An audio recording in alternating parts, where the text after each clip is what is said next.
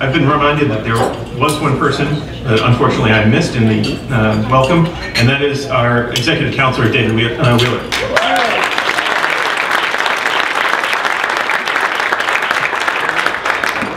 Okay, we'll take a brief pause. Well, actually, no, there's one change to the schedule. Congressman Bass will speak to us before we get to serving dinner. So, Congressman.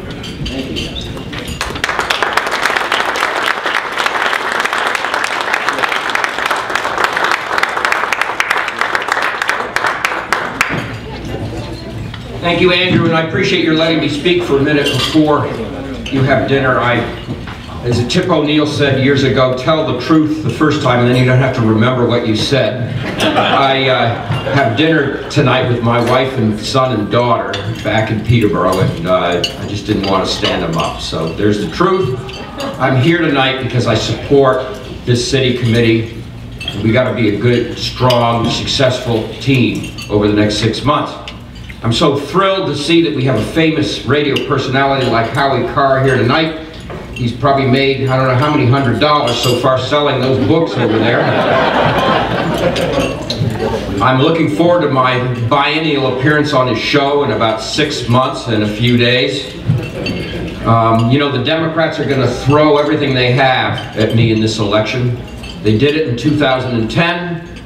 They're going to do it this year. They're going to say I voted to end Medicare, Social Security, Medicaid, everything good and wonderful for every American. They're going to accuse me of breaking every law in America and New Hampshire. By the time they finish with me, if a guy like Howie Carr believed any of the stuff they said, he'd be writing a book about me. And perhaps my brother, who's my campaign chair. The Democrats are going to make this an election about little issues. They're going to talk about the fact that we need to tax the rich. They're going to talk about the fact that the Buffett rule needs to be corrected.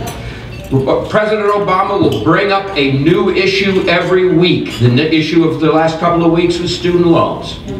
By the way, it was the Democrats who passed the bill that causes the student loan interest rate to go up, not the Republicans. And the Democrats and the Republicans agreed on the reduction, but we disagreed on how we could pay for it. Well, first of all, I'm thrilled that we're even discussing how to pay for federal spending. That wouldn't have occurred 2 years ago.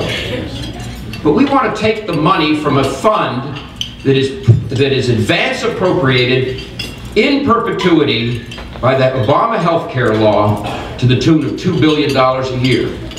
And so far, the Health and Human Services Secretary has been spending some of these funds on studying hot tub rashes, on free spaying and neutering for dogs and cats, and for a whole host of other critical health prevention programs.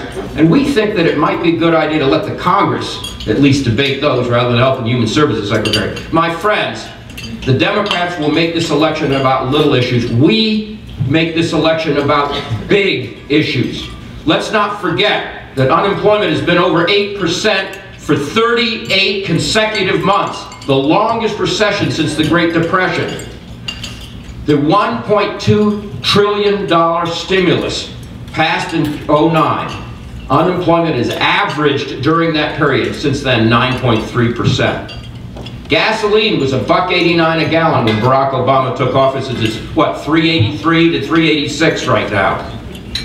The economy has suffered a net decrease in employment of 780,000 people since the stimulus bill passed. The president's health care law took $500 billion out of the potential revenues of Medicare in order to pay for the new health care law, hastening Medicare's pending bankruptcy. Household income in this country has fallen by $3,378 since Barack Obama took office. That's the level that it was in 1996. And lastly, this president has led a nation that's increased its debt by $5 trillion since he took office. That is the same number that the entire national debt was when I took office in 1995. Yes, the Democrats are going to make it about little issues, but each and every one of us in this room tonight has to talk about big issues. As they say in a marriage, don't sweat the details. We don't sweat the details. We keep our eye on election day, and we talk about big issues because people are worried about the security of their jobs, the security of this nation, and the ability of our country to survive this fiscal cliff that we've gotten ourselves to, that we will approach at the end of the year. We need good, strong, conservative leadership in this country, and we as Republicans are going to be the ones that make that happen here in America, here in New Hampshire and across America.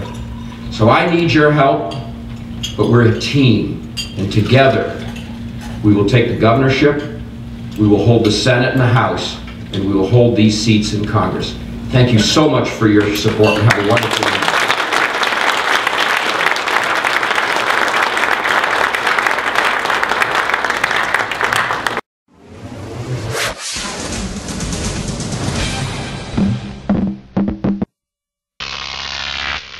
GrokTV.